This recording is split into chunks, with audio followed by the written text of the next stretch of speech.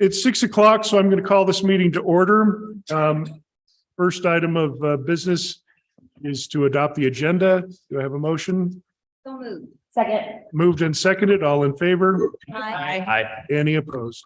Okay, let me just start on the other end. Paul, would you begin with leading us in the pledge? Seth, would you give us a thought or an invocation? Yep.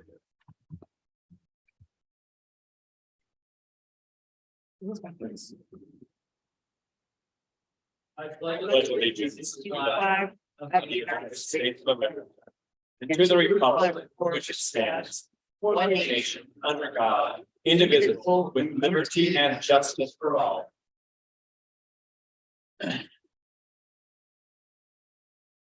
Heavenly Father, we come before thee at the beginning of this city council meeting with gratitude in our hearts for the opportunity we have to come and discuss the affairs of our city. And we are grateful for our blessings. We are grateful for our city and for the moisture we have received and continue to receive. And we ask thee to continue to bless us with that needed moisture. And Heavenly Father, we ask thee to bless us with clear minds and inspiration to lead this city. And we are again grateful for all that thou hast given us. And we say these things in the name of Jesus Christ. Amen. Amen. First item on our agenda is public comment.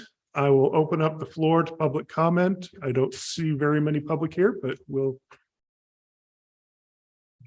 Okay, and since there are none, I will close public comment and don't have to go into why we have public comment. Mayor, Next Mayor. item is approved.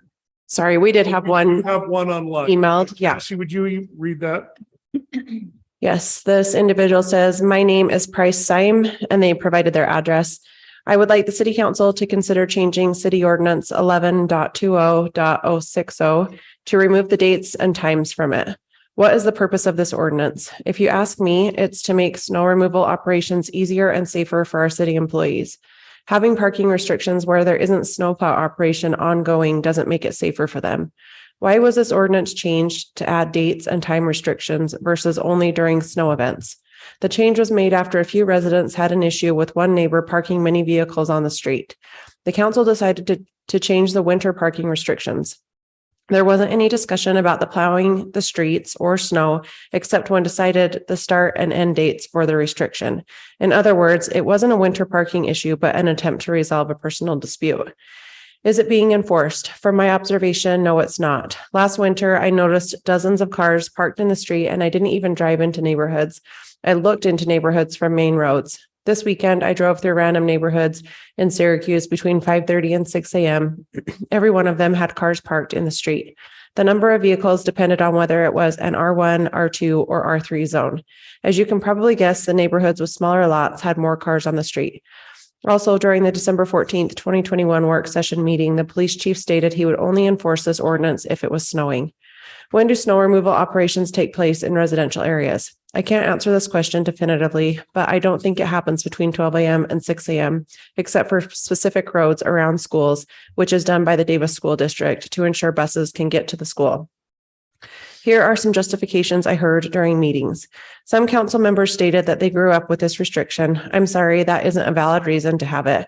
For example, the speed limit on Interstate 15 was lower when I grew up. After the experts said it would be safe, the state legislature decided it made sense to increase the speed limit. Having a blanket parking restriction doesn't make sense. What makes sense is no parking on public streets if snow is accumulating on the road. They also stated that other cities in the area have this restriction. That is true. Some cities have a winter parking restriction with different dates and or times from ours, but there are other cities in the area that don't have specific date time restrictions. So again, that isn't a valid reason to keep it. Here is another example at the state level. The states surrounding Utah allow lotteries or sports betting. Does that mean that the Utah legislature needs to change our law because the states around us do it? I feel you should change this ordinance back to the previous version for two reasons. First, it doesn't make sense to prevent our residents from parking on public streets when there isn't a valid reason for it. Second, it isn't being enforced. Even though it isn't being actively enforced, a police officer having a bad night can decide to cite 100 vehicles because it's on the books. Either enforce it or change it. For your information, I have adequate off-street parking, but prefer to park one vehicle on the street to prevent blocking in another vehicle. So for me, it is a matter of convenience, not necessity. Thank you for your time. Okay, thank you. The next item of business is approval of minutes. We have three sets of minutes for approval. Is there any discussion? Motion to approve. Okay. Second. Motion had made and seconded. All in favor? Aye. Any opposed? Motion passes unanimously. Item number 4, resolution regarding capital equipment purchases. Aaron, I'm going to have you come forward for this one to start off, since 2 of them are yours.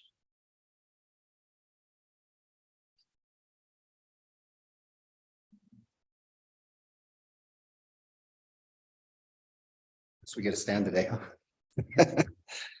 Okay.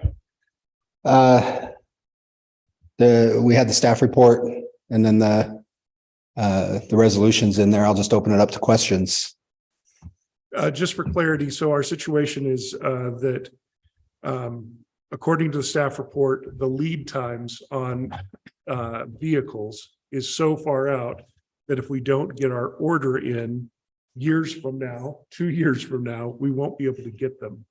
And so the request is that we approve putting an order in resolution R01 would be for fire engine and O2 for 2 ambulances so that they would be available. We have them. As clarified, if we don't need them, we don't have to purchase them. But if we're not on the books, we will be starting our place in line way back then. Right. I've worked with Steve on trying to potentially work this into the future budgets, and he on the bottom of the staff notes, he also put some potential options for funding it. There are some possibilities that on the ambulances and the engine, they said on the engine is 26 to 40 months. There are some possibilities that they have a program called the bump program. So if somebody's building a new fire station, or if there's a need and it's not a replacement for something, that there's a potential they could bump the fire engine up. There's also on the ambulances a potential that if there's a demo unit or a unit that's on the production line that fits our spec and it comes off, there's a potential that we could pick that up even a little bit sooner, but we're still looking at up to 24 months, 26 months on ambulances. So Aaron, on the on 2302 on the ambulances, the only question I had was just it says on there that the price is 500,000, but then parenthetically it says 450 per ambulance. I don't know if that was Okay, so that must have maybe just I thought I changed. I thought I had updated that in the team. So it's actually the 450 per. Good. So We saved $100,000 on that typo. just on, yeah, we'll have to fix that. I read through that and I think that, and I may have changed it, but I may have only changed it in the one spot. So I apologize for that. So while I see the need, and I want to first of all applaud everyone for thinking ahead, because you'd hate to order these when you need them and have to wait 2 years. The issue I have is this is the first I've seen it, and this hasn't gone through any type of budget review or anything like that. So I guess I was kind of caught off guard. I guess I would like to see if we can actually afford these, and I know we have the need. So I want to go through what is our time, if for some terrible reason we have to back out, what is the duration of when we're still allowed to do that without penalty? Right. Okay. So none of them have to be fully paid for until they're delivered. The ambulances, it depends on the manufacturer. I'm looking at a couple manufacturers right now through contract, through the procurement, and it depends on each one. The one, so we currently have a Horton ambulance, and that company has told me that once the chassis is delivered, then we own that chassis. Once it goes to the line, then wherever they're at in the process is what we own. The engine has percentages. So once the order is placed and the order is received and put in, they start purchasing items for that. And there's a 10% penalty. And as it moves through production, it goes up by 10% throughout. So I have an exact schedule I can share with you. And that's if we need to cancel. throughout. So I don't anticipate that being the need, but Can you speak to what you brought forward when we talked about this first, about going onto the agenda, about the shoot, forgot what I was going to ask. I was, Mayor, yeah, if we could, maybe there should be some discussion on the demand and why these are needed. okay, And how to a large extent, we almost can't not do it. So when the fire station comes online, which could be built before at least the engine is even deliverable. yeah. right. The time frame that we're looking at for the ambulances actually needs to coincide with the opening of Hospital. the emergency room Yeah, for the new hospital coming in the city. And in order to service that, the timing is such that these ambulances need to be ordered. As far as can we afford them? In our discussions internally and with Steve, the short answer is yes. The long answer is how. But the reason it's long is because there are various ways we can fund it. But that will have to be figured out during the fiscal year budget where they actually show up. so we would be figuring out payment later, when we come to the point of down the road. And Right. that's an uncomfortable position to be in, and I recognize, and we've never seen anything like this.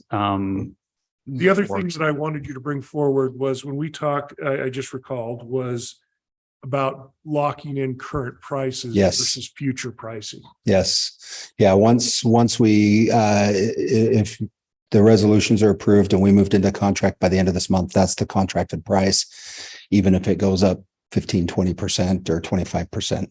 So the benefit I see here is that we have 2 years to save for these things. Yes. Mhm. So While we we're can- waiting. And this basically just puts us in queue, right? But what is is there anything due up front and No. are there no progress payments or anything like No. that? It's No. only a penalty if we cancel and. If we cancel. Yeah. The full payment is due on receipt. So, Like buying a car. It's like we already I'm glad you're thinking ahead of it, put it in queue now, so we actually have them when we. The other I know. part to this is that because there's such demand, if we were forced to cancel, I think we would have no problem selling it. Yeah. So that we would not be on the hook. at our Well, and I contract price, think- We making sell money. our position or our. We could sell our position. Is this well, profitable? I'm not 100% sure about that, but what I believe will happen, especially with the ambulances, I think the engine is will be a little bit more on the difficult side. But as far as the ambulances go, I think there's such a demand for them right now that if we were to cancel out, they'd have somebody just slip right in and pick up what we wanted.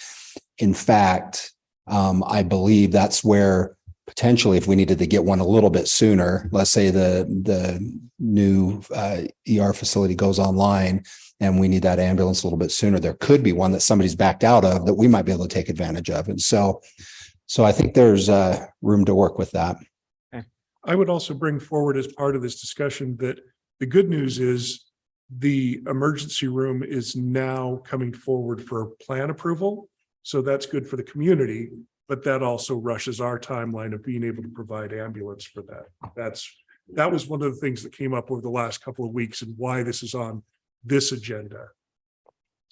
Yeah, this was something we wanted to, and we had the discussion about bringing it to a business meeting with this for the approval, because we just don't want to waste any more time. I realize it's kind of just dropped in your lap, but Well, don't do that. that's where we're at. You did bring it up though during the budget session where we were discussing it would be upcoming. So we were at least, we weren't putting placeholders or bookmarks. Yeah, and when we were in our last county fire chiefs meeting, and one of the reps for the company was there that sells the fire engines and says, we're about 40 months out now. Thinking, we're planning on having a station by then and we need something to run out of it. So That happened after our last council, just because of the way our. and this is not unique. I know Kaysville has done the exact same thing. There's other cities that are in the same boat that are doing the same thing. So I would think this is probably normal across the board at the moment. for right now, Yeah. at least until they get Caught up. caught up. Okay, in that case, Mr. May, I move that we accept proposed resolutions R 23-01 and R 23-02, authorizing the starting of this paperwork. Okay, Moving forward. Second. What about our? that's, I- I'm gonna have Robert address that one. before we- Whole other department. That's not me, but if you want to just go ahead and ask me questions. So I'm going to take these one at a time. So we have a motion for R 23-01. All in favor? Aye. Aye. Any opposed? A motion for R 23-02. All in favor? Aye. Any opposed? Those two pass unanimously. And then I'm going to have Robert speak Thank you. to R 23-03 before because this one I didn't even see till the packet came out. So Sneaking that in. surprise. So I'm hearing about this one with you for the rest. I'm guessing I know the intent of this, but While we were gathering numbers, put together budget numbers, we discovered that there is a shortage in trucks, and there are in the state, there's 3 more orders available for trucks. We have already programmed for years for truck replacements. So the bobtails are larger trucks. They're used as snow plows in the winter, dump trucks in the summer. So they have some versatile use there. They are 1999. There are 2 oldest trucks in that fleet two out of the 6 that we have. And this will be 25 years in operation. That's pretty much their life. It might have even gone longer than what their life is. They're getting to a point where their repairs are getting very, very expensive. But this is something that's been programmed in with our capital and equipment replacement program at about the 25-year mark. So knowing that, that's why we started getting some budget numbers, and we discovered the shortage in trucks. So the lead time isn't as long unless we wait for the next round, which would be another year out. If we wait for the next round, there are stricter emissions requirements on those trucks, which will drive the cost up 15 to 25%. So we could wait till then if we want to pay a little bit more, or we can get in line now and put in an order. And so the risk, okay. We've heard this. Let me tell you that. So the risk is low. These trucks are very standard. There's nothing custom to Syracuse City other than we would put our city logo on the door when we get it. Any other private or public entity could use this truck.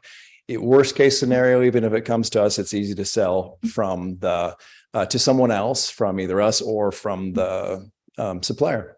I still want to name our trucks. Thank you. You want to what? See, I'm not the I only still want to one. name our Hey, trucks. that's off topic. So That is, we're talking about the bobtail trucks. Hey, Mayor. yes. And I would just add, one of the reasons for kind of the sudden, the urgency in this one was merely to preserve an opportunity to save money. So there are 2 that are available. I think, did Mike say there's 3 or 4? There's 3 that are available, and if we could, And we would reserve buy kind of- 2 of the 3 that are left. And once that stock is done, then we have to buy the older ones. And these are already newer on our ones. replacement cycle, and Yes. we're programmed in. So I have no problem with that. So and it has to be authorized now, even though it would be purchased in next fiscal year. right. I didn't want to commit to them to say, yeah, put us down, and without having the actual budget This done. one's easier because we've So- already been planning on it. Any other Maybe not this questions or specific comments? budget. I get why you did it. We can talk about naming them another time. Thank but- I move that we approve proposed resolution R 23-03. Okay, moved and seconded. All in favor? Aye. Any opposed? Motion R 23-03 passes unanimously. Item number 5, authorize the mayor to execute contract with Weber Basin Water Conservancy District for the sale of and use of treated water. We have talked about this one many times, so Where do you want to be? You can stand or sit. Yeah, either way, I'll probably be up there for a little bit. Yeah, this is something that I brought in a work session, letting you know that our culinary water contract, we have maxed it out at 100% of what our contracted water allotment is over the past 3 years. So it's just increasing that water volume for our culinary drinking water by 350 acre feet. any other questions for Robert? They have this to give to us. Yeah, so they have the contract drafted here. If this is something that you approve, then I can send it on to their water board for consideration of approval. That'll happen the first week in February. After that point, any approvals will be the higher price at the District 4 water. Can you tell us the difference there in price? Do we know? It's like more than double. It's like 2.25. Okay. Wow. Yeah, times. In that case, let's do it. Let's say yes. It's not. I'll take a motion then. Don't move. I move that we authorize the mayor to execute the contract with Weber Basin Water Conservancy District for the sale and use of treated water. Second. Motion made and seconded. All in favor? Aye. Any opposed? Motion passes unanimously. The next one, I believe, is yours too, Robert. This would be administration or authorize administration to award contract for Maryland Acres Phase 5 Capital Improvements Project. Yes, thank you. I'm just getting there in my packet. We did receive bids for this Phase 5 Maryland Acres. It will cover roads over by Cook Elementary, so primarily 1250 West Street, 1350 South. There will be another one coming in the near future too, which we'll call Phase 6. The reason why we're doing this one separate is because of the uniqueness with the location of the school. We want to be sure the timing of this happens when school is out. So we've received 7 bids. You can see them there in the bid tabulation. Low bid is Craythorne. They have done work for us before, and they've done a great job. So we're submitting this to you to consider award for the contract. All of the costs do fall within budget numbers, and we'll have additional money in the budget even after. Only question I had, Robert and Cresta, was just remind me, how are we timing this, or is it timing at all or coinciding at all with the park and Phase 6 when it comes. Yeah. And that's out to bid right now. Bidders are getting the bid packet. just so we don't have to have like the whole thing ripped apart, Yep. all different. Okay. Right. All at once, yeah. Sweet. So it looks like I need a motion. Motion to authorize administration to award the contract for Maryland Acres Phase 5 Second. To Craythorne. To Craythorne. to Craythorne. Okay, thank you. To the winning Craythorne. All in favor? Aye. Aye. Any opposed? Motion passes unanimously. The next is discussion of memorandum of understanding with Lime Scooters. Noah, can you brief us on this? Yes. Assuming this is very much the same as as Bird Scooters when they came in. Yes, very much the same. It's another company who does bikes and scooters, battery powered. We have a representative from the company here. It's a memorandum of understanding, which is a little bit less formal than, as an agreement. It's basically, hey, this is what we expect from the two parties. But yeah, that's it. So I don't want to draw this out. I mean, we've been open to all groups of this nature doing business here. But I just want to point out that you do realize that somebody tried this before and didn't choose to continue. So. Yes. Okay. And their operation is fundamentally that way. Okay, it's fine. I mean, I'm not opposed to letting somebody else try. Different business models succeed where others may have failed. So I have a couple. Go ahead. Am I allowed to ask to the representatives? What's the Please. nature of your question? I guess my question is, are we going to get bikes and scooters or just one or the other? So Noah, I could answer that. Okay, go ahead. Both. okay. I have a question. When they get left in neighborhoods, do we have a way to get them picked up? They get tracked, right? Well, I don't know. There's one sitting across the street from my house for like 3 weeks. Yeah. Yeah, we've had conversations with them and kind of before we They get had the left. in draft random MOU and spots. we brought some of those issues up, and most of the issues are surrounding about parking and where they're at, where they're left in the sidewalk, whatever. And from what I understand, each unit has a GPS tracking. They have staffing. They're supposed to move them out of the way when whether or not if that's not happening. I believe there's a phone number on each unit and it could be reported. Yeah, that's what I remember from our conversation. Can the bikes be like, is there a range on them? I mean, I guess I'm wondering, could the bikes be taken out on Antelope Island? So there's this thing called a geo fence, and they have the ability, since they have GPS, they'll just like turn off when they're driving somewhere they shouldn't. So I believe that you can go to Antelope Island if that. I'm just saying, because I want to do that. So I don't want it to shut down. I mean, I might be convinced. Yeah, in the operating agreement, in one of the exhibits, I think we put the city boundaries as the operating, but I'm not sure if what happens once you get on the causeway, we might need to revisit that. Science experiment. There's one way to find out. Okay. I have no problem with this. I would like to get more details. But I can talk to you separately. I'm just glad because I have some Lime credits that are sitting in my account. So thank you. We'll give it a shot. Great time. Okay. Any other questions? So this doesn't look like a motion. This is just a discussion. Well, it's just, so there's a memorandum of understanding. So I think that we're allowing them to do business as we have others. So I just don't see an authorize on the it doesn't agenda. say authorized. Well, it says ready. This was a discussion item, so. No, I it was think, listed as a discussion item. So Okay. if you want to give direction to bring back an action item, that would be at the next Okay. business meeting. I'm Having ready the- for it. Yeah. Yeah, I'm in favor of it. Okay. Yeah, I don't have any So problem. we'll entertain an action on our next business meeting in February.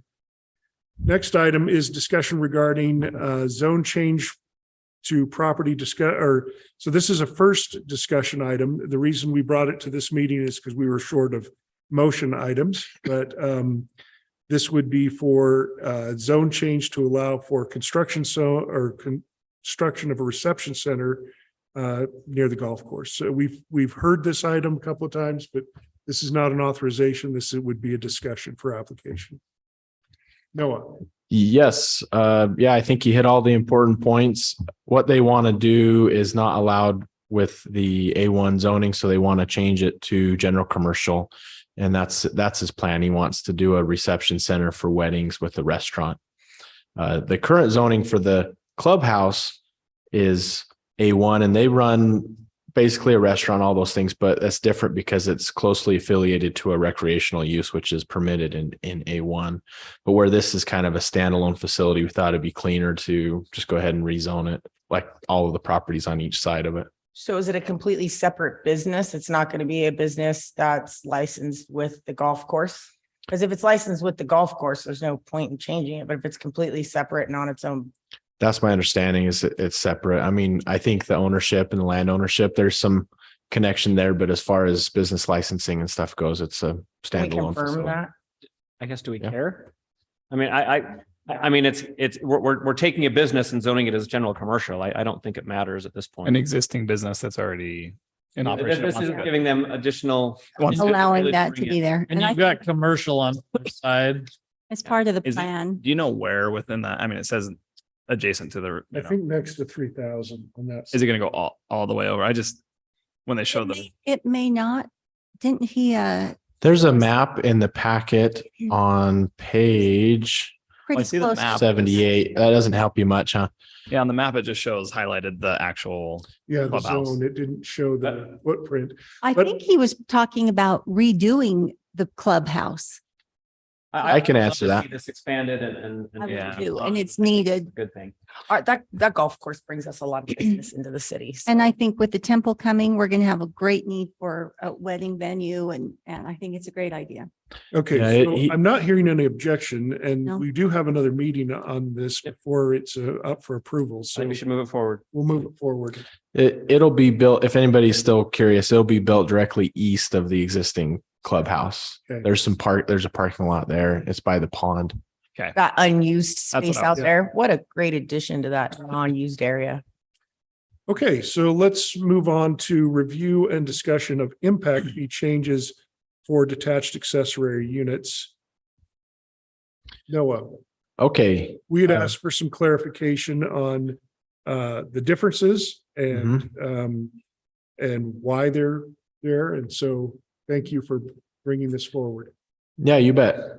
So, first of all, anytime we use an acronym, it's always good to clarify what we're talking about. Accessory dwelling unit. So these are basically either a tiny house that somebody builds in their backyard, or sometimes they build a garage with a little apartment above it, and then they rent it out to somebody. And so essentially you have more people living on the property, and that's slightly different than a duplex because the principal owner of the home still lives there, where a duplex, you might have an investor and both halves are just rented out separately.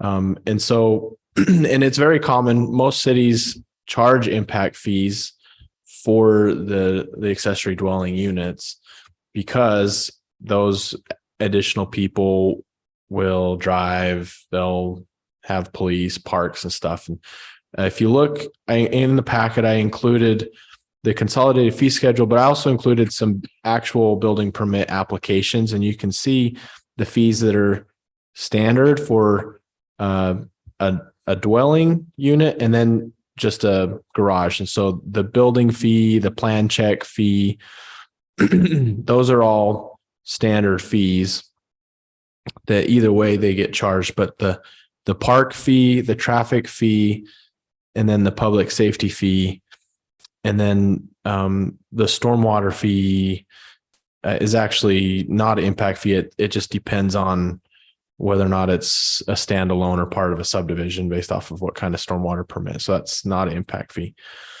So if you add them all up, I think I put it in the packet. It was something like, it's about $6,000 that we're talking about here. No, sorry, $4,644. That turns out to be a pretty standard thing that gets applied.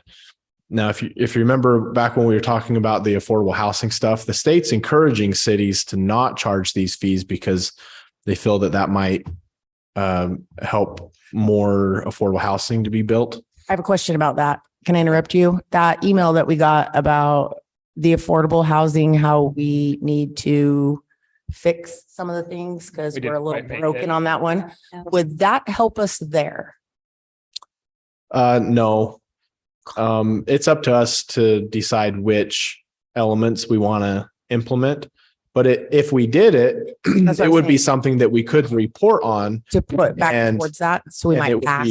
Yeah, I mean, it would be, the state would be happy. I don't think that it makes a difference in whether or not they accept our affordable housing implementation plan, because we've already, the issue with that one wasn't necessarily that we weren't waiving impact fees. It was just that we didn't have a detailed timeline. So we've corrected that. And you'll see that as a separate item, the moderate income update. Okay, so let's go back to the ADUs, the accessory dwelling units. So one of the questions here is, it's been challenged, whether accurately or not, that there shouldn't be there isn't a difference between an accessory dwelling unit and an accessory building. Now, can you address the significant differences and why they would be classified differently? So, and just an accessory building is like your garage, nobody's living in it. And so the argument for charging the impact fees is that anytime you increase the number of people in a separate building, you're increasing impacts to our parks, to our traffic. the inverse argument is that somebody could just have a big family and they might have more people, and that's not getting an extra fee because they already paid that fee with the principal structure. And so I could see both sides of the argument there. That in all honesty, we haven't been charging for the accessory dwelling units. We haven't been charging impact fees for the accessory dwelling units for very long because we just didn't have a lot of them. So we've only charged, for the ones for the last year or so. And so I think that's 2 or 3. I included 2 examples from the most recent ones that we had. And it turns out to be an extra $4,000 sometimes. So if you look at the total on those examples that I included, the top right corner, that's where we have the fees. And so you see the first one was a 686 square foot building. So that's tiny. I mean, for an apartment, I guess that's pretty small. And the value was 61,000. And then if you go to the next one, this one was a 1,200 square foot, so twice as big, but then the valuation was 210. So a lot of the fees are based off valuation, but then that same standard $4,600 is applied to the 60,000 one or the $200,000 one. So that's just our fee schedule.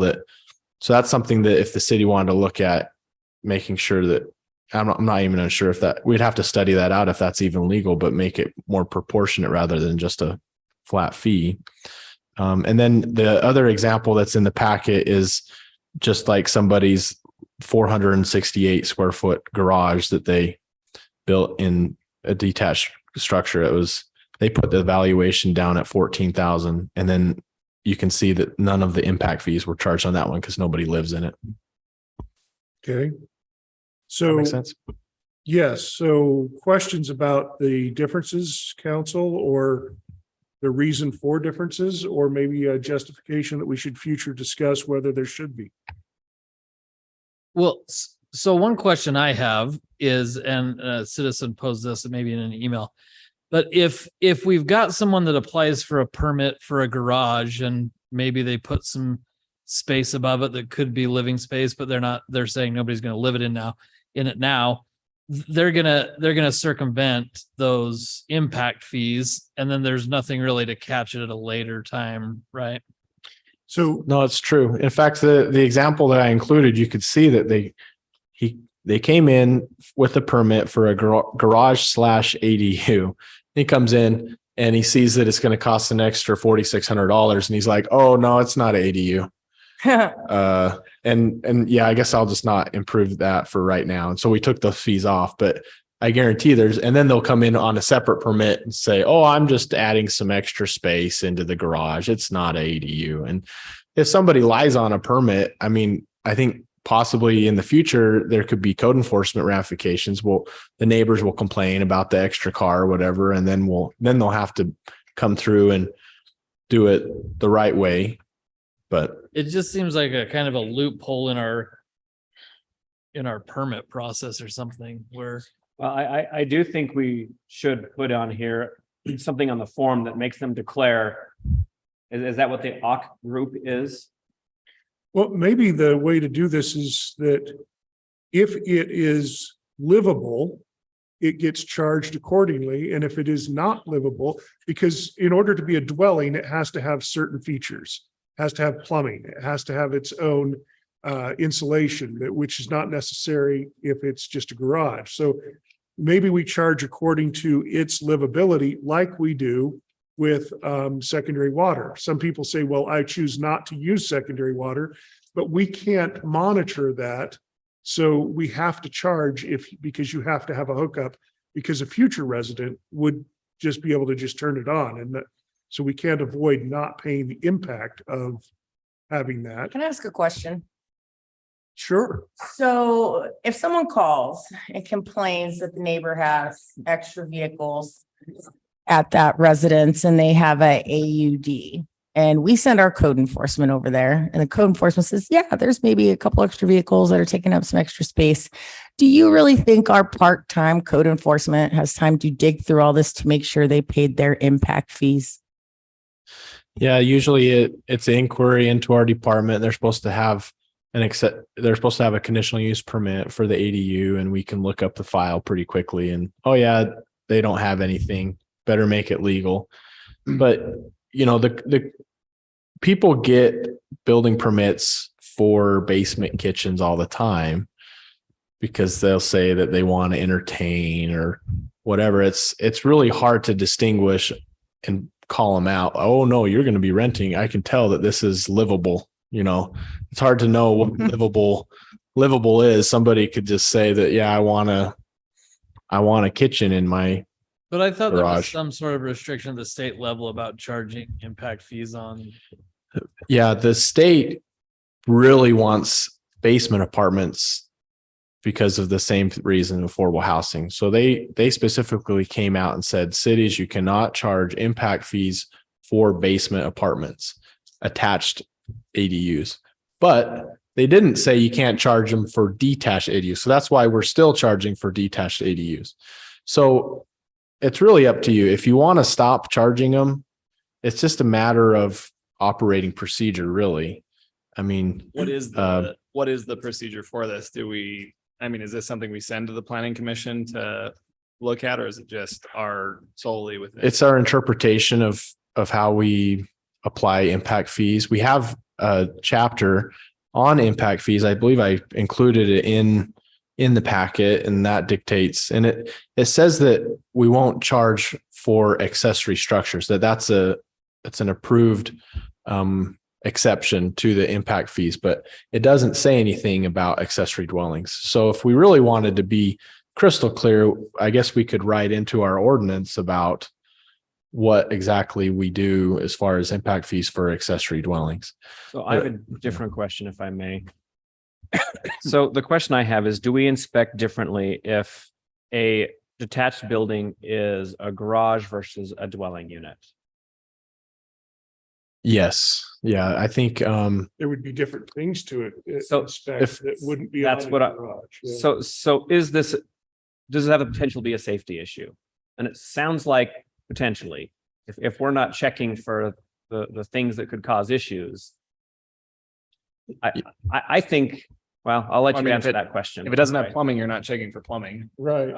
And what Yeah. is the state asking us to do then, besides not charge for a basement dwelling? What else have they asked us to These do? here, Just right, completely, so because in our affordable housing plan requirements, it tells us to choose from the list. Remember, we had to go through the list.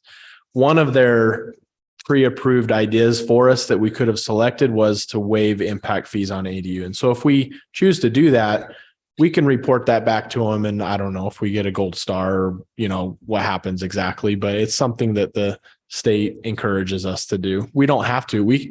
So our options here is we can just you can tell me, no, keep charging impact fees, Can we half see it? or you can say, Like, can we do a have the impact percentage? fee? Like, if it's only gonna be like, That would. Two- so that would be an 300 square adjustment feet, to our yeah. Schedule and. Yeah. well, like, that. yeah, just for like the AUDs, like the detached. because looking at that first one for the 61,000 and nearly Yeah. 10% of that being impact fees, especially for the square footage. It's not like a family of six is living in 600 square feet.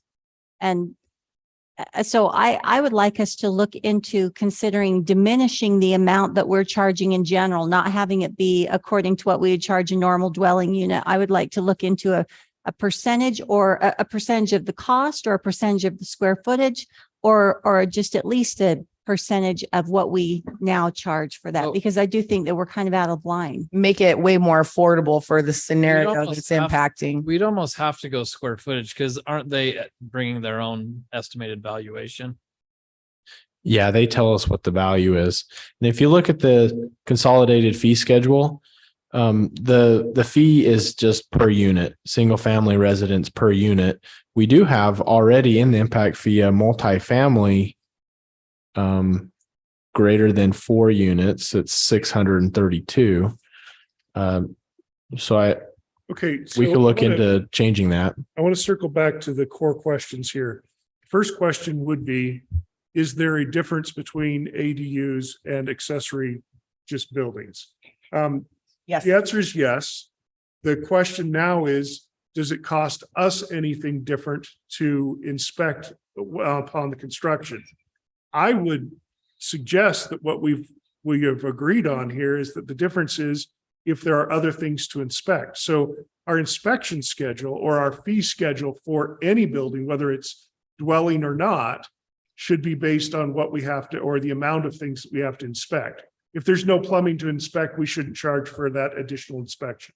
If there's no electrical in just a garage, then we probably shouldn't charge for that either. So In a way it is because it's based off of the valuation. So if say you have two structures side by side, one is a garage and one is ADU, the valuation for the two, a shell of a garage is valued way lower than ADU with all the improvements. And so we do charge extra for that. the challenge that I have to that theory is that somebody can build a much nicer garage that doesn't have plumbing or electrical, and we would charge because the building's nicer.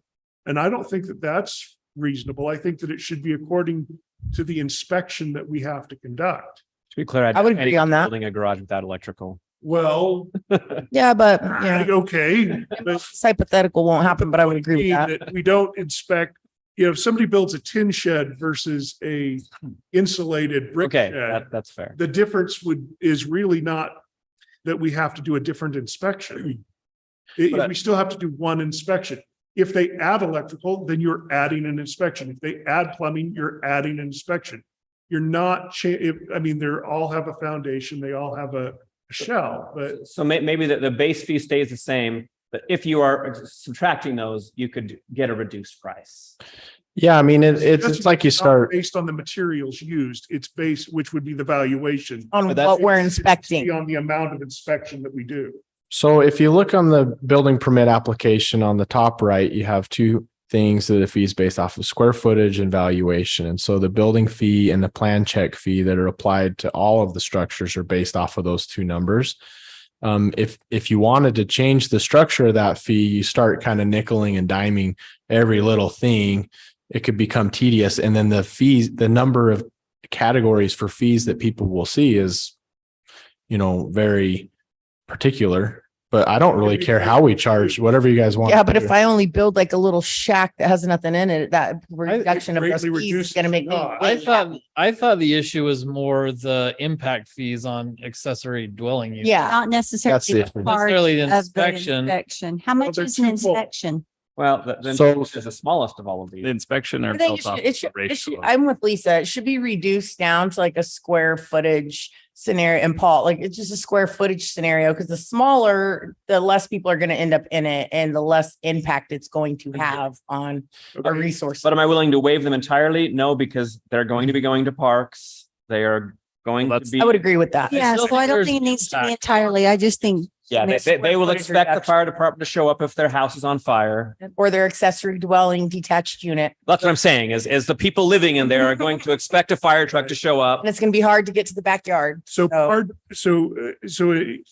where I was going with this was step one is we should probably reduce this to, how much we're working on a project. Step two would be if this is a living structure or a non-living structure, I think that that's whether it's capable or not. Because if you could live in this structure, then you have to charge the impact fee. If Well, you can't, And it does that already. Well, that's what we're talking about, the impact fee, whether it should be reduced or Right. not for that. Second, it. Yeah, no, You can live in it, it should still be reduced if only one person's living in And it. I feel like this forum should specifically ask the question, will anyone be living in this?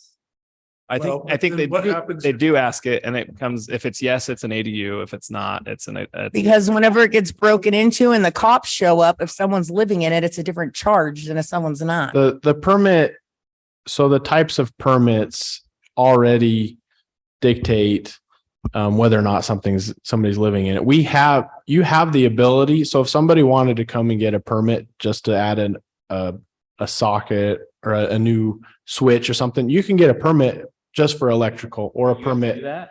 But no, moving on. Good. Yes, the answer is yes, you do. Oh, my bad. If you're putting a Still, water heater, or you can get permits for each one of those individuals. Or if you're building an entire structure, you can get one permit for the whole thing. So nobody is arguing and asking us about the building fee or the plan check fee. The issue here is the impact fees that are applied just for ADUs, like Paul said.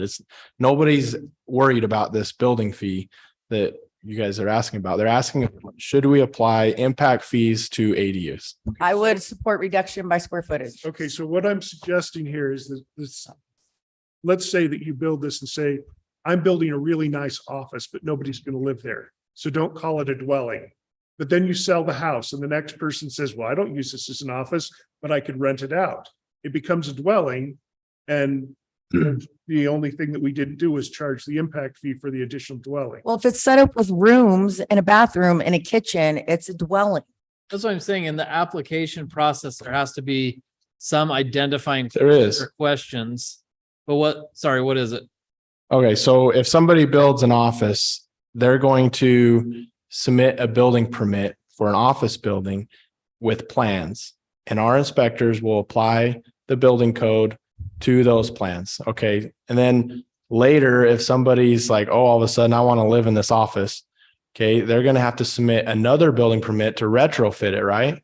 And they're going to say this is for a dwelling unit. And then the building codes are different for office versus They that. don't have to, because if you could live in it, they don't have to come back and tell you that they're changing the use. Well, they're different building codes. And so if our job is to keep people safe, and if they're just going to live in some. But what I'm saying is, what if they don't tell you? Yeah, exactly. Well, then they lie and.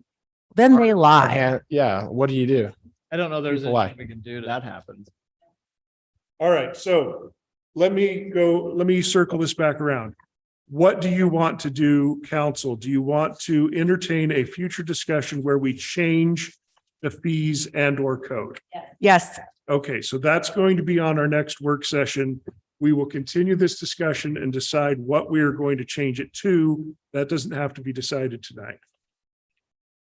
Okay, Fantastic. moving us on. Discussion of current ordinance and policies for, let's see, which one are we on? 10. 10. That's what I thought. To allow utility systems in city code. Yeah, this is going to be Robert. This is where we're going to talk about our Mayor? sewage systems. Yes. If we could, we'll start with a review of the code Okay. with Bree.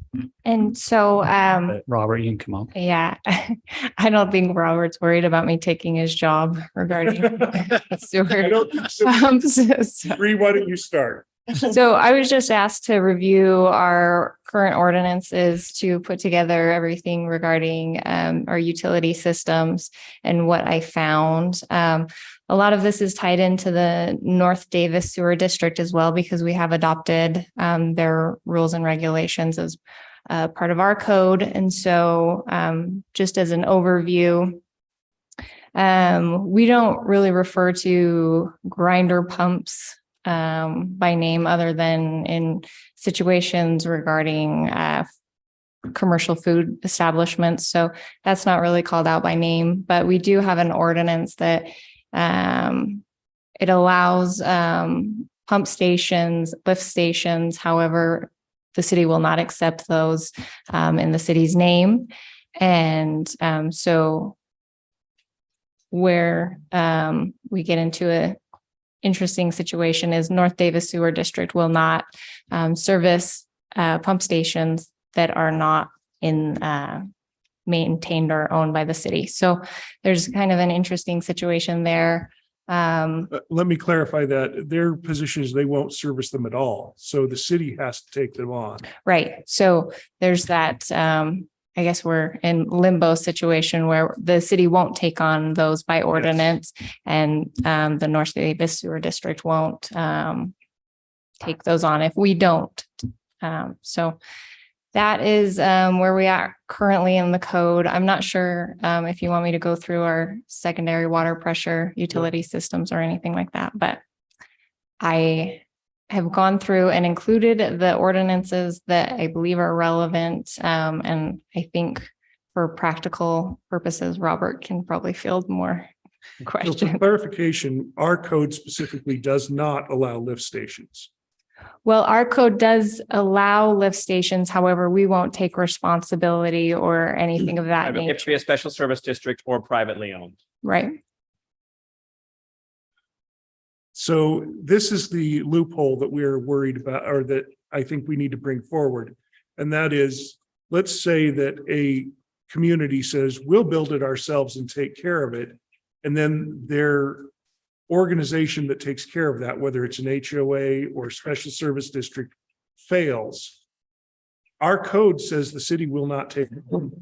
It's a you problem. So the question is do we need to tighten up our ordinance so that we don't have it by default, by failure, by saying, well, it's here and nobody takes care of it and these are your residents, so it's your problem.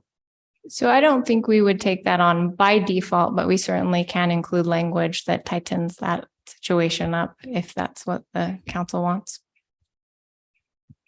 Because that is, that's the reason why I brought this forward, is if it's not tight enough to say that it is not our problem, because we have said that in the past, then for lift stations, that would be the case. And I think a lot of what happens in your particular hypothetical is it goes through the site plan process and goes through all of our different departments who then go through, and I don't believe that would be put forward as compliant if they don't get sign off from the North Davis Sewer District. And I don't know that they would be able to get that currently. So could we then deny it based on the fact that they can't get that sign off? If their answer or development includes those lift stations and it's not maintained by a special service district, then I think we can absolutely say no. Sorry, I'm gonna just pull on that string a little bit more. Does our code specifically require the sewer district to sign off on a development? I don't think they do. So in our site plan, and I think Noah can speak to this as well, we do require that they provide a letter that they are going to be serviced by them. So if they cannot provide that, then I don't believe we would pass that. Yeah, so I saw that so we have a whole section on North Davis County Sewer District. Now, this is city ordinances or this That would North be Davis? there, North Davis. Yeah, so North Davis says, has verbiage to that effect, but I didn't see it in ours.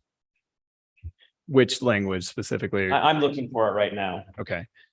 And that's where I'm bringing this up too, is because I'm concerned that if that's not in ours, maybe, but we do adopt their code largely.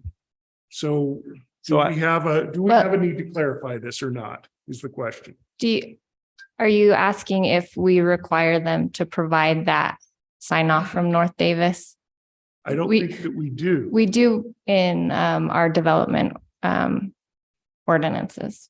But it seems to me that if they met the requirements of North Davis, which are finite, if they Right. met those requirements, they would approve. They would provide sign off if we didn't maintain it and it was operated by a special service district. It seems like that would still fall in both entities' ordinance. I have a question. I don't know, it's probably a little further along than what we are in our conversation at the moment, but Mr. Robert, you are very experienced in this. If this seems to be that nobody seems to want these types to take responsibility for these types of pumps, these grinder pumps. What is your experience with them, sir? Like, can you tell us the good and bad and negative of it all? Negative push. Yeah, so they do work. They do. There are in other cities situations where there are grinder pumps at each home, and like a food grinder, it just grinds up the solids and sends it through pressurized sewer main in a sludge format to deliver it to some manhole that carries it downstream. I point something. So to be clear, the sewer district actually does allow them. It says for single lots, this is in the sewer district code, for single lot subdivisions or individual site plans, any such facility shall be owned, operated, and maintained privately. So That is in our city code. no, that is in the sewer district code. North Davis County Sewer District has that in it. If it's privately owned, because they'd have no responsibility for it. Sorry, so let's continue on, Robert. Yeah, not a problem. There are some risks, certainly. What are those? If there's a power failure, how are they able to use their sewer? There's a way to get over that with backup generation and other things, but that's something to think about. Also, pumps have any pump, not just these grinder pumps, any piece of equipment has a service life, and at some point will need repair or replacement. And this is something that a resident would need to know and understand, that they're taking that on. And I think oftentimes something of this nature, it's easy to think about, I got to replace my carpet, my dishwasher, my water heater, whatever. But the sewer pump that goes out can do a lot of damage and can become a larger replacement cost than just the pump itself if they don't keep up on it and realize that. So there's maybe just a caution there. Also, I think that if these become allowed in the city, then it opens it up to not just one subdivision. There could be several other areas in the city that could take advantage of not putting in gravity where even though gravity may work, because maybe pressurized is cheaper to install. So there's maybe a caution there too. Okay, I have another question that kind of plays off of that. So if one of these grinder pumps was to go down in in hypothetical neighborhood, would it cause a problem in the system to the other houses if theirs are operating correctly? Isn't it just per home? I think that They all empty into the same system though. So if one of them was causing a problem with like a backup emptying into a system. It would back up into your house. Thanks, Mr. Robert. So it does depend on how the outfall connection is hooked up. So if they're hooked up in series, like one has to pressurize and that pressure line ends up connecting with another pressurized line, and there's no check valves to protect them. There's a possibility, but But mostly typically, not really. it's just individual. Okay. Can you Thank tell you. me the difference between the grinder and the pump station? Why is one, it seems like the grinder is much more acceptable than a pump station, but maybe I'm wrong. Yeah, grinder pumps are a little smaller.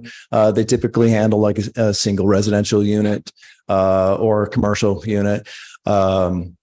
They, like I mentioned before, sort of like, think of it kind of like your food grinder in your kitchen sink. It does kind of the same thing. Whereas a lift station would collect sewage from a number of homes, residential or commercial units, into a single manhole, and then just pump it up to a higher elevation to deliver gravity to another manhole. And that would seem to be more susceptible to the thing Jen was just talking about in regards to if that goes down, you'd have multiple. Yeah. Yeah. So if let's say a whole neighborhood has pumps installed the same period of time, and they live their service life, and I don't know what the service life is, say it's 20 years or 25, whatever. But at the end of that service life, then neighbors are starting to see their pumps go out, and they talk to each other and they go, "This is ridiculous. Maybe the city should help us to solve this problem." And it's possible that they could come back to the city, to you, to say, "I need you to solve this problem. How could the city have caused this on us?" And then the solution might become a regional, more like a collection of a lift station of some sort. But at that point, right now, that's not something that we even allow. But we don't know forecasting of what the future could hold. Do we know what other cities in North Davis Sewer District have lift stations or allow grinder pumps? Yes, there are several who have allowed a lift station, and I. A as in one?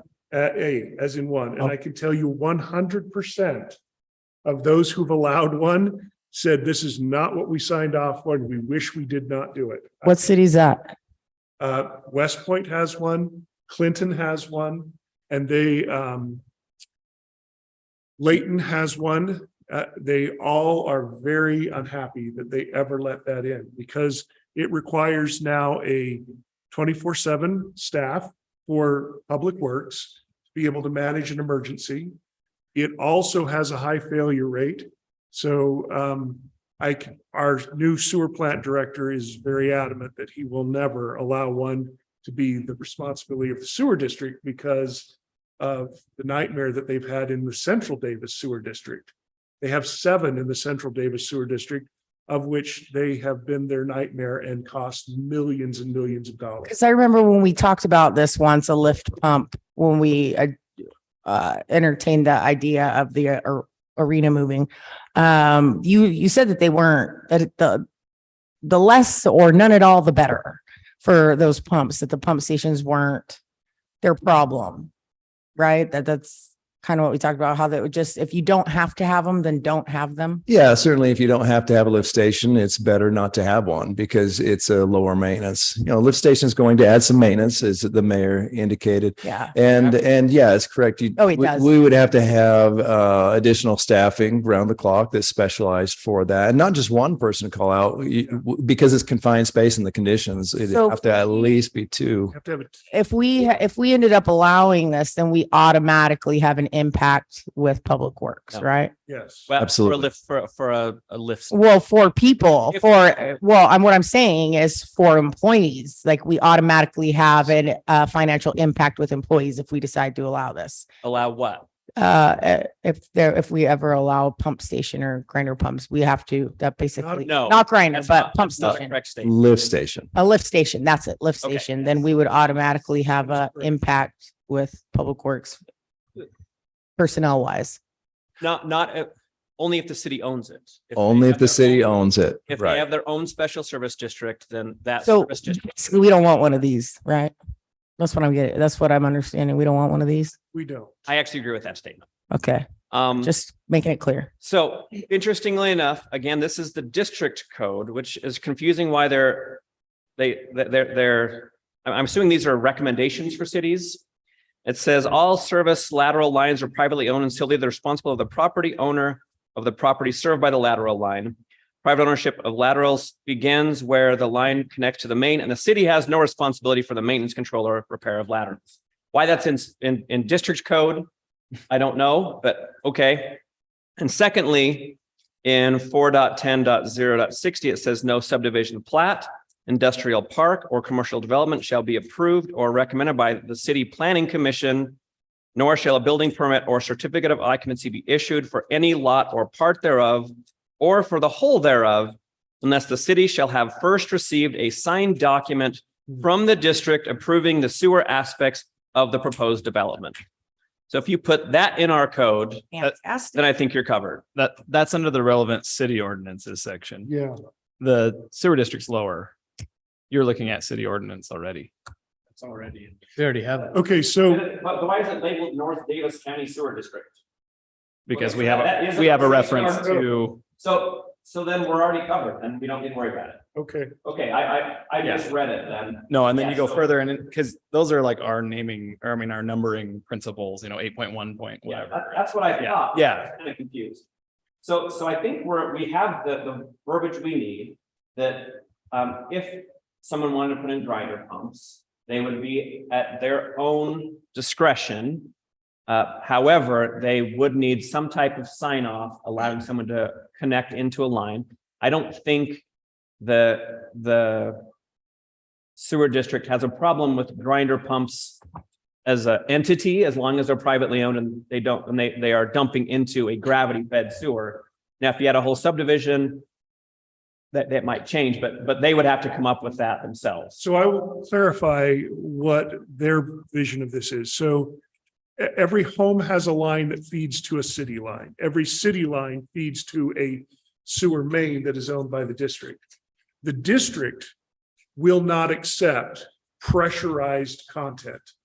So that means that if you have to pressurize it to get it to the city line, which would be the case of a grinder pump, it's pressure by force, then you, as long as that's gravity fed from that point to their line, they're okay. The suggestion would be, do we accept things that are moved by force versus things that are gravity fed? Well, if the And- sewer district doesn't want that problem, why do we want that problem? Used on. Okay, so the point that I'm getting to is that much like the way that we use sump pumps, if somebody has a problem that evolves later, sump pump is a solution to an unforeseen problem. We don't tell people you should build basements with sump pumps because it's a good idea. You're building in an extra challenge to that home. So we recommend that you build a basement.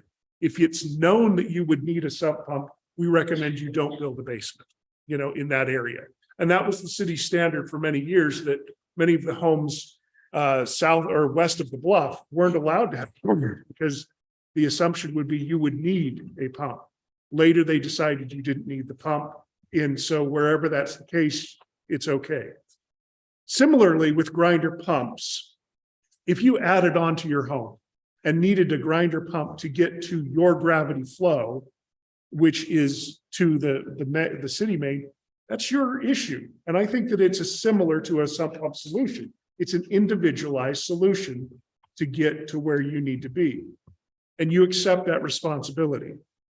If the city said, oh, we're going to put a whole subdivision of these in, then we're now compounding the problem. And we're now accepting pressurized sludge, which is the correct term. So you get pressurized sludge. The problem is that can the volume handle it in gravity? Because much like other things, you dump clumps of sludge, it doesn't readily flow. When it's flowing with the gravity fed system, it's already moving. So there's a problem to compound the issue is what I'm suggesting. I'm just saying that what will happen is if someone came in with this, they would need to get the sign off from the sewer district to hook into the lines. And if the sewer district is unwilling to do that, then it's not a problem. But if they have an engineering solution that is acceptable to the party, then I don't know why you wouldn't allow them to present it. They're going to suggest if it's acceptable to the city, that they'll accept it, because then the burden is on the city. And that's their position, is that if the city's willing to take on the situation where they get it as a gravity fed to their main, it's now the city's problem. Our current position is that you have to get gravity fed to our city mains, which means from your home into our main has to be gravity fed. And anything you have to do to get it to that gravity point is your problem.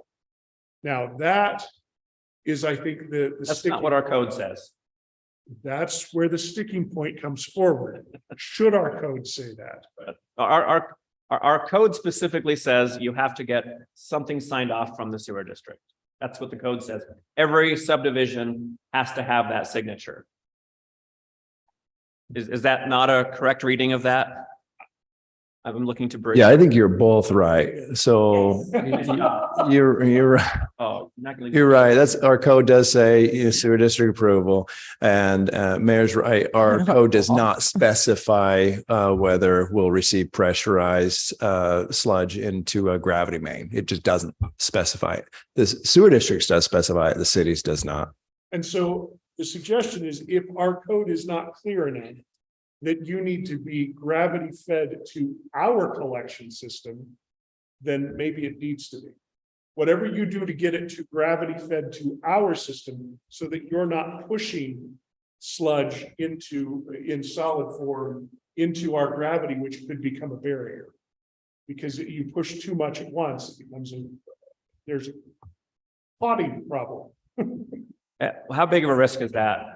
I spent the entire day today digging out trenches of sludge, horse style. So let me tell you, if we can avoid this problem in any way, shape, or form, I 100% recommend that we do avoid it. The question is, are we covered or not?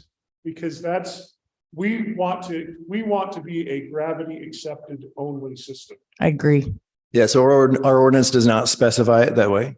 Worst case, like Jordan, what you're talking about, since it doesn't say that, let's say there's 10 or 12 or 50 pressure service connections coming to a single box. That box then is filled full of sludge, and hopefully there's enough capacity for it to flow down where it needs to go. But a lot of that's hydraulics. It's stuff I wouldn't know until I know what the situation is to see what the hydraulics would do. Certainly wouldn't want to back up, but these pressurized lines that come from individual homes would have check valves on them to prevent any potential for backups. Yeah, I would like to understand the risk. I feel like we're not inventing this process, and I'd like to hear from the other cities who Yeah. have experienced this en masse, rather than just individual homes. I think there's a big If difference. they have a whole between neighborhood. one here and I've there. spoken to Mary Slaterville has several. What they say. One of their big challenges Subdivisions with is what I just described. Is several of them have the pumps have lived out their life. Residents don't really realize. Maybe it's the second or third or fourth owner of the home before it happens. They don't know. They have a big mess, and then they realize that it's not just sewer replacement. Now I've got my whole basement or whatever it is. Then they complain to the city, and then the city's kind of like, okay, we feel like we want to help these people out, but how? The other challenge is if you have multiple homes running their private lines, sewage discharge lines out in streets or side lots or wherever it goes, it could go past, 3 or 4 neighbors' homes before reaching its destination. And say a utility comes in and wants to do some excavation, they call blue stakes. Those lines aren't marked because they're not on blue stakes, they're private lines. If they get hit, severed, then who's responsible? Is it the excavator because it wasn't marked, or is it the owner of the line, right?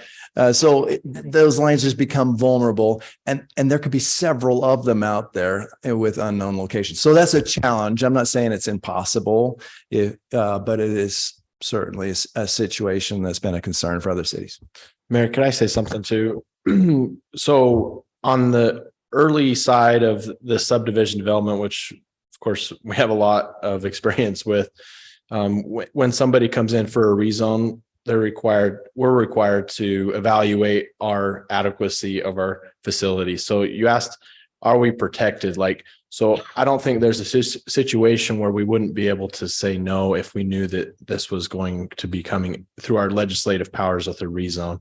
And then in a concept plat, they're also required to provide a feasibility study. So we would know and see this coming far in advance. And like they were saying, from our experience, when they build a road and dedicate that to the city, from my experience, it's all been gravity sewer lines in the whole city, gravity sewer lines. So that even if the individual home has a grinder pump, that would be the homeowner's responsibility, there would be a departure from our norm. And rather than having gravity sewer lines, we would have a pressurized line in our public right of way, which hitting a gravity line versus hitting a pressurized line is very different. Yes.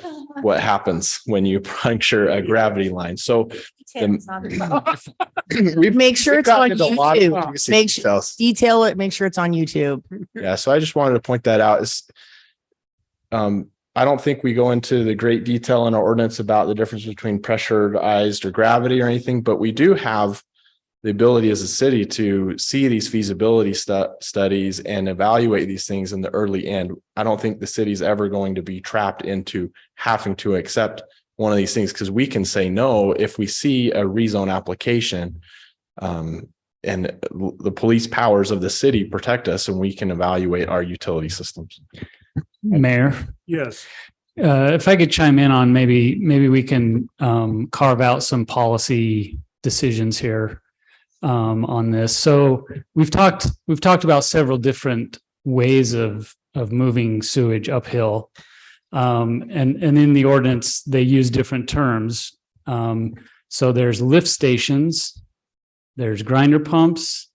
But one thing that also needs to be discussed, and it would be a category, is a community pressurized sewer, which is basically, you know, if a grinder pump system in a whole subdivision, it's going to go from the house to a main. And the main isn't owned by any one individual. It's either owned by the city or it's a private community HOA thing. One thing that we could do, and maybe for the next meeting, we could discuss what's our policy for each of those three types of pressurized sewer. Because it sounds like there might be a different policy for each one of those three that the council would support. And so maybe we can put forth some ideas for you at the next meeting to discuss. I'm thinking that we have some general agreement at this point. So I'm happy to, let's move this on to the next meeting and propose what that might look like to clarify those three categories. I agree that those are the categories, and I think they have to be treated differently. Okay. I feel like if you're moving up feces uphill, you probably shouldn't be building there. I'm just saying. And I think I think that's just maybe somewhere you don't want to build a house. that is wisdom that I'm just going to accept. I feel like, you know, I mean, it's snowing, PS. I don't know if I fully agree with that. I mean, I'm a pretty big proponent of individual Backfilling is a mother. and somebody has to have the ability to sell their property still. And so if you end up with somebody with property that's just not in a feasible situation based on what you Sell it to another farmer. Just know that the Salt I Lake don't- Temple has 3 grinder pumps in its basement. What's that? If the Salt Lake Temple has 3 grinder pumps in its basement. Well, I thought I thought the gate shack out here has a grinder pump out here at Antelope Island as well. It probably does. So does. I think there are I'm just- applicable reasons Yeah. to have grinder So- pumps. But it's a one-off. In fact, It's not a community. someone on this No, council, I believe, For has for the one. discussion, I would like. to Okay, see some and that's information. fine. Basically, right. Luckily, I'm entitled to my thought. I think we've gone way outside of the boundaries at this point. No, I'm just. We've agreed to come back to this at the next meeting. Well, in the next meeting though, I would advise in there, it says we need to give staff some direction. And for me, I want to see a little bit more information from like West Point, for instance, Okay. Yeah, closest And- neighbor. what their plans are. Okay. Is that the first time you used your gavel? Did it feel Yes. powerful? Was it like, No, I actually Because- wanted to say that I never used it. we didn't listen to you? That's why it didn't. It's But okay. it got to the point where, okay, so item 11, discussion and or action pursuant to ordinance 2023-01, amending section 11-20.060 of Syracuse City Code related to off-street parking during winter months. Okay, Brody, would you like to begin? Sure, I'll start. So this particular issue has to do with one phrase in the current ordinance. I know there are other issues surrounding this ordinance. And since we're discussing this ordinance, those can be brought up as well. But this particular issue had to do with a phrase that says that there's no parking at any time during accumulation or removal of snow. And then here's the phrase, unless special permission is granted by the Syracuse Police Department. So in discussing with Bree and looking at the ordinance, we believe the intent of this language was that an officer during an emergency situation could instruct someone to park their car on the side of the road. For example, the car's on fire or breaks down. He or she can tell the owner of the car, just leave the car there on the side of the road. And then, they'll work on getting it towed or repaired or whatever later. We believe that was the intent of that phrase.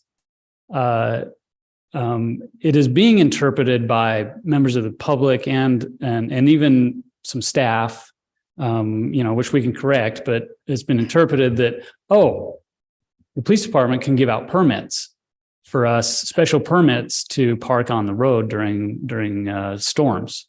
And so we feel like an officer already has the authority to instruct someone to park a car on the side of the road, even without this language. So we felt like we could just take the language out and not and reduce the amount of confusion. Agree. Are we going to address the rest of this though? Like that? Or We can, so I think the since first we're talking about this, can we agree that there is no necessity for us to have a police officer grant an exception, that we can certainly manage that on our own? Yep. I would agree to that. All right. Especially when they're. Now, I will open it up to, is there any further part of this code that you'd like to address at this time? And I recognize Ms. Carver. Yeah, between the hours of 12 a.m. and 6 a.m. Like if in the winter time, we have so many residents that have family living with them that there's just nowhere for them to park. They just literally have nowhere to park. And all winter long, if it's not snowing, there's no reason for them not to be able to park on the road. But I believe if it's snowing, park your car off of the road, otherwise it gets buried, you know? Any other comments? Well, I'd like to address what was said in the public comment where a few of the thoughts were that it's not being enforced. Thank you. And that's, clearly you can't go through the entire city and see every single car and see when it's being enforced. So that's based on a very small point of view. Secondly, I would never want to suggest that our police officers have a bad day and then they go out and just hand out indiscriminate tickets. So I would like that spoken aloud. But beyond that, they said we've instituted this policy simply for one issue in one neighborhood, and that's just not true. There is an issue with snow on the roads and snow plows. Now, the person who wrote the public comment may have gone through some subdivisions where we don't do any snow removal in those areas. Many of them are HOAs. Many of them are private areas. But when a snowplow comes through, it impedes. And I'm sure that Robert can attest to that. And that's a public safety issue. So I do think that there should be a policy that continues. And I don't know that anything needs to be adjusted at this point. And it happened to have been something that can remedy another situation where there are too many cars being parked in front of other people's residences. So I think that we were able to manage a few issues on policy. I wish everyone checked the forecast before they went to bed to see if they should move their car in. That would be fantastic. And we wouldn't even need this. But the reality of the issue is they don't. And so it's easier during the snow months to just make a statement that says, look, we need you to get your cars off the road anytime it's snowing or between the hours of such and such, because we don't expect that if it starts snowing, someone wakes up at 2 a.m. and goes and moves their car. Where do you expect them to put their cars all the time? Every house is required to have enough parking in their driveway or garage for every vehicle that is on the premises. You realize there's lots of people living together in different houses. On-street parking, if on-street parking is not the right of the house. And I will say with that email that came in, our road has never been plowed to the point to where it would have a car parked on the road impedes the plow driver ever. They go down one side of the road and come back and overlap themselves, and it leaves a big old space on both sides of the road where a car could be parked. And if I was a plow driver, I would kind of have fun burying those cars anyway. But if that car is damaged, that's not their fault. They shouldn't have been parked on the road when it was snowing. If the snow breaks the window of the car because it hits it in such a way that it shatters this passenger window, you think they'd just be fine with that? Well, our code would say that if it's snowing, don't park on the road. What if it's not actively snowing? What if it snowed during the day and the snow plow? Well, guess what? If it snowed at any point and you're on the road, you're wrong. Okay. But at any other time when it's not snowing, there's no reason people can't park on the road. Now, and what did you say? Are they not enforcing this when it's not snowing? Is that what we heard, Chief Atkin? Are you guys not enforcing? I mean, Officer Hill got crazy there for one day.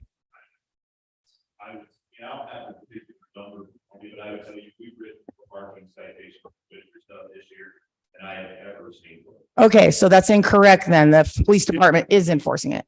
Yeah, I mean, it's the highest priority. priority piece to it, I would agree with that. Our focus in dealing with this is during time. Garrett, you might have to come to the microphone for the recording. I know me either, but they still tell me I got to use it too. So I said might.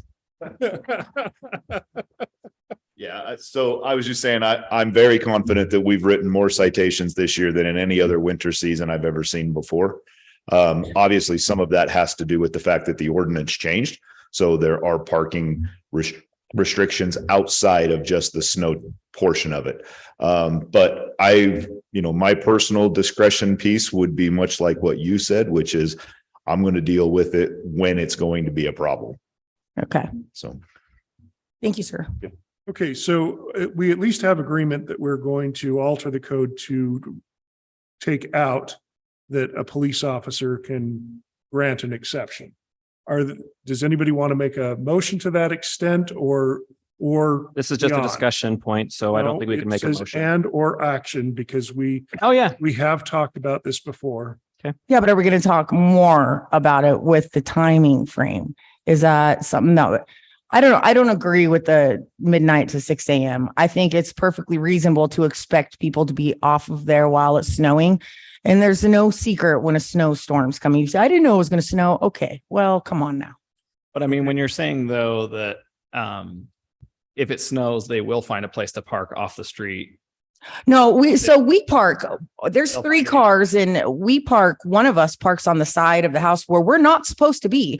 Code enforcement would ticket us for being parked there because it's not authorized parking in a residence, but we don't have any other choice. We have to.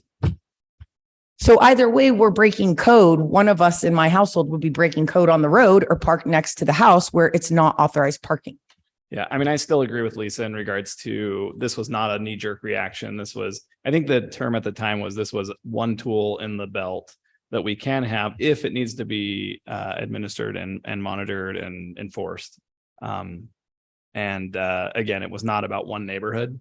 There was multiple. I mean, honestly, this might have been one of the email streams that I got the most comments from, and very rarely was it in effort to reduce this. I saw this strictly as a public safety thing. I would assume. I don't think snowplow should have to dodge cars. Well, and I would assume it impedes the ability to plow the roads properly. And a plow driver shouldn't have to worry about breaking a window or damaging a car when the roads need to be plowed. So, and I agree. I don't think people are going to always be checking the weather every night during the snow season if they're parked on the road, and they're not going to wake up at 2 a.m. and move to park. I don't think it's unreasonable to have parameters in an area where we receive snow where you cannot park on public streets. I don't think it's unreasonable. So I'm not going to tell you what the motion is, but we at least agreed to part of a change. So there will be a motion of some sort from someone. Okay, I'll go ahead and make the motion that we modify this as outlined in the packet, that we remove the verbiage unless special permission is granted by the Syracuse Police Department. Second. So we have a motion and a second. All in favor? Aye. Any opposed? Nay. Okay, that motion passes 4-1. The next item is to discuss and review the draft of the Syracuse Communications Policy. This, I will say, was drafted and created by staff, and I actually wasn't any part of this at all. So I'm going to let Brody talk about it. Yeah, so we had some discussion internally with a community for the need for a communication policy, and we drafted this as an effort to improve the way that the city communicates with the public. As the city grows, it becomes more and more complex. There's more chance for messages to get misunderstood, misrepresented, released before they're authorized, all kinds of things like that. So we feel that now is a good time for Syracuse City to adopt a communications policy that helps control that. And it comes at a time that in the budget, we have the approval for a communications specialist to help us coordinate it. And so now we would actually have the resources to better execute this policy. So in the packet, you'll see there's the various parts of this policy, assuming you've read it. There's discussion, or there's portions about how we will communicate. This is largely to be able to communicate to our own staff and to elected officials, kind of the spirit of the ordinance of how we will go about communicating with the public. Then there's our policy statement. There's some guidance on how it will be administered. And then there's roles with specific responsibilities and duties, depending on, different positions in the city. And then finally, there's some protocols on how communication will occur through different media, whether it's the website, social media, city-owned social media versus non-city social media, and then the larger, corporate media. And so that's all laid out for you. We just hope tonight to have a discussion with you to see if there's any changes or anything we're missing. We can do further discussion later, or if you're good with it or with some minor tweaks, we can schedule it for approval. So that's kind of how we can handle that. So this won't be voted on till the February meeting, but I entertain any discussion points or review that anybody has. So under the guiding principle, section 2.0, under the be transparent, I think if we could tweak that for me, instead of saying we lean toward making as much information as available as possible.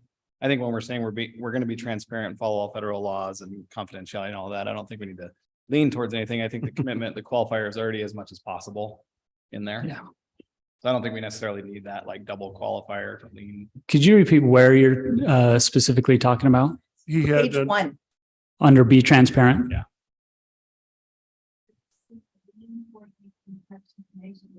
He's objecting to the word lean. We're going to. City will make as much information available as possible when communicating with audiences. I think we're It's fine. not an iffy scenario. You know what I mean? I think it's just like too many qualifying. It's one of Any those, other- if we feel like Any it. other commentary? This doesn't govern us, does it? Just like you guys, like, I do I'm going to say appreciate whatever I the protection of want. The First Amendment. So Not for that. So the policy is adopted. It is meant for everybody, including elected officials. However, nothing in this it is stated in here, nothing in this document is meant to infringe on your First Amendment rights to speak as an individual. Yeah, because I'm going to do that. Yes, Yeah. and we Feel all free. should do that. Just making it aware. We all should do that. So that's encouraged. I think that the key is that as speaking as a city, this is how we would follow. You guys got to use couth. When you are speaking on behalf of yourself and not the city is what And this we are out. all aware of that. So one clarification I did want to make, so in the duties and responsibilities, so when it talks about spokespersons, right? The city manager is the staff spokesperson, it says, or the city manager's designee. However, the mayor can speak on behalf of the city. So under these duties, the way it's laid out, so how do we decide what is the city's official position on any matter? And the city council has the authority for that. And that's written in here under the city council duties. So the council decides what the city's position actually is. However, the mayor can be the spokesperson for the city on those matters. So that was one amendment that's not included in here that we can consider. I think that's fine. I mean, Yeah. I think it's assumed that the mayor can speak on behalf of the city. That's basically for like media. Following all of these outlines, then we're fine. It doesn't really matter who's doing it as long as all of this is, I mean, it matters who's doing it, obviously, but I mean, as long as these are our guiding principles, we're fine. Yeah, I'm good with it. So what I'm good with that happens if amendment. Something doesn't follow these guiding principles. I mean, they're just Yeah. guiding principles. I assume Say that again. Is there guiding, What if somebody goes rogue? is there guiding principle police? Yeah, so yes, the city manager enforces the policy. So for staff could be held accountable for violations of the policy, just like a personnel manual. So there's disciplinary action that can occur. Obviously, we can't discipline an elected official. However, But we as a. yes, To do it. the council can censure Censure. a member of the council. We as a body can censure another elected official. We can't kick them out, but you could censure them for their behavior. We've seen it done in other cities in recent memory. I'm still going to say what I want. Just know if you speak on behalf of the city, you may get censured. Okay, good to know. I'll keep that in mind. Any other discussion?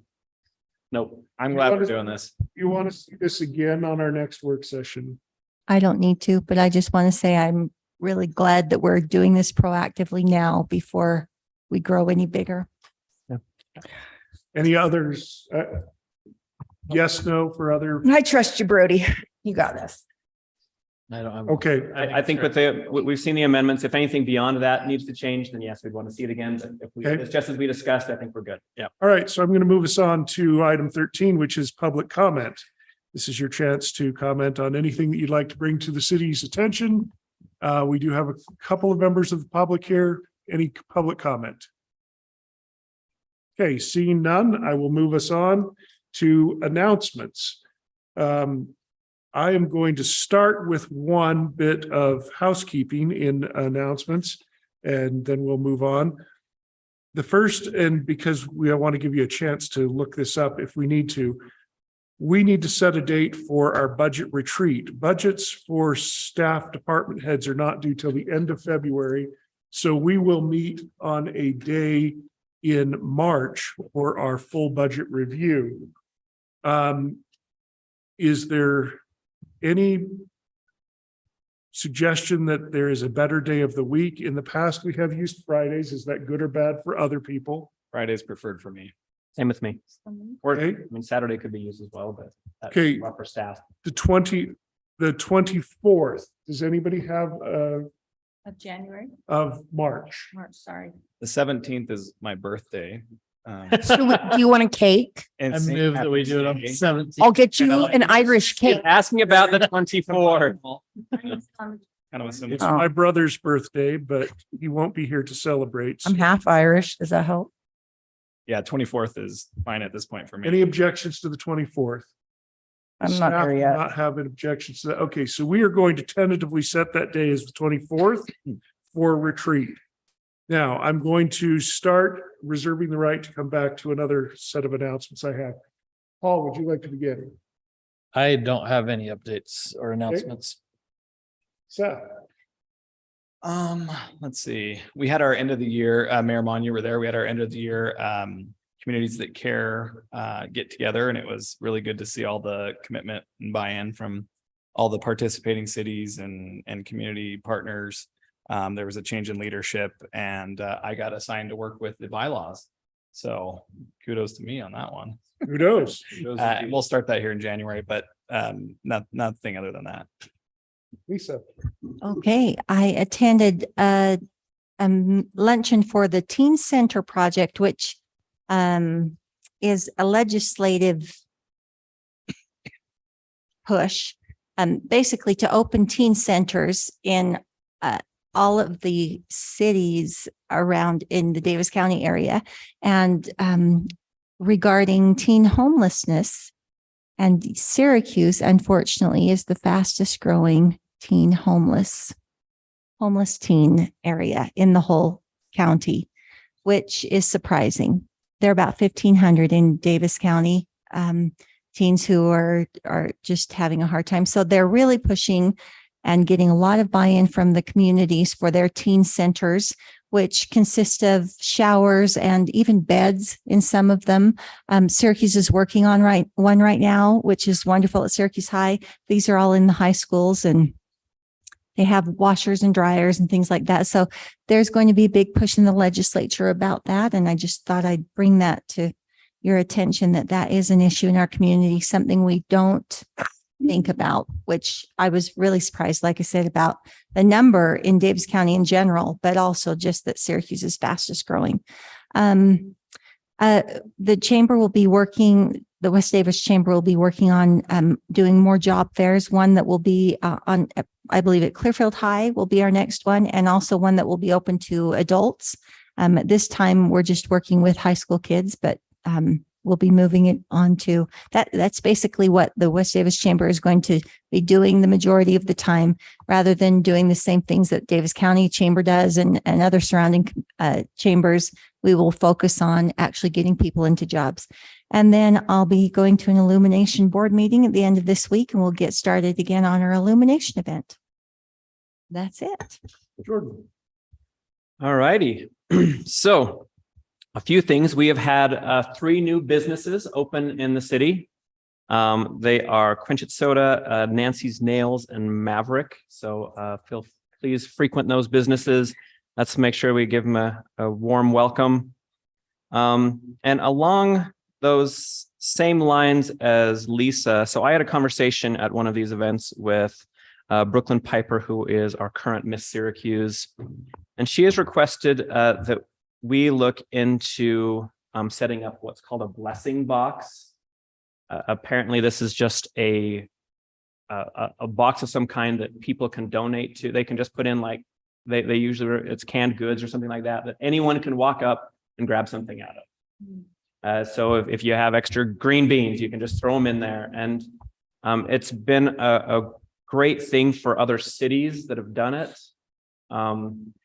I guess I would just like to look to work with the council and see if that's something we'd be interested in doing as well. There's guidelines, of course, of what can go in there, what can't. And so just we'll put that as a future discussion. And that is everything for me. Jennifer. That was actually one of my topics too. Yeah, I was actually going to help her build the blessing box for it if it's approved. So they want to look out possibly putting it near the museum. So it's somewhere that's a little discreet, but yet readily publicly available, but close to somewhere like the police department. So it doesn't get vandalized is a kind of a big deal. Also, May, at the same time, May is National Mental Health Awareness Month. So I would like to have a discussion about maybe making it like an official thing in Syracuse City, not just with our employees, but mainly with our employees, but also with citizens that May is identified in Syracuse as Mental Health Awareness Month. And we do things that kind of support that. I know that we could actually work with the community. Sorry, not to interrupt, but You're right. if you could go to the community's care, I know they have several classes that you guys have worked with Davis Behavioral Health that I would love for the city to sponsor, and let's see if we can get. That would be great. Actually, I have something on that. Great, then I will. defer to Okay, so you guys. hold that thought. Also, I just want to say bless our canine handlers. Sergeant Handy has just been he humors me, I think. Our canines do not currently have vests and that are up to date and like usable. Recently, one of the canines in Utah was lost because I believe he was stabbed. Is that correct? He was stabbed. Yeah. And there's a nonprofit that makes canines vests to fit right now. That right now, we already got them on the list and they filled out the application for it. So they're waiting on the final application back that they have to fill out for the dog sizes and stuff. And if they are approved, our 2 canines are approved for their vests, then I'll put up a link on Syracuse Facebook pages that will kind of see if citizens would like to donate to that nonprofit to kind of help speed that along so our dogs can get some safety gear. Also, I nominated our canines for the Employee Spotlight of the Month in the Syracuse Magazine. And Sergeant Handy humored me with that too and said, just send him the stuff and he'll send it in. So we'll get that done too. Hopefully bring a little more public awareness to our awesome canines, the goodest boys on the roster. But I believe that's it. Okay, so what was brought up is that CTC is doing some mental health workshops as part of this. They were looking for places and host cities, and I volunteered Syracuse. Nicely done. What I need from the council, because I cannot commit city facilities without your approval. So what I've committed to is I'll either find a private spot or we'll use a city facility. If you're all okay that we use one of our many city facilities for a workshop. Yes, please. Yes, please. Okay. Just wanted to make sure I ran that by you because I realized at the time that I had to have your approval, but they needed a commitment. So we will use a city facility for that. That's it for me. And Brody, do you have any announcements? Manager's report will come out later this week. However, one item I do want to draw your attention to that kind of a headline is we recently got our credit rating reevaluated. And our credit rating has improved. And so it's gone up one notch. So for general obligation, it goes from AA2 to AA1. Is that 3? Okay. Yeah, it goes up the other way. 3 is better than 2. So, the reason that's important is, if we do have to borrow, the better credit rating will save taxpayers money on interest that we have to pay because we will get a lower interest rate. So good news. Great. We do not have a closed session item tonight. That was resolved outside of closed session. So I will take a motion to adjourn. So move. Second. Moved and seconded. All in favor? Aye. We are adjourned at 8:10. Wow. That's not bad. Way to start the new year. Who's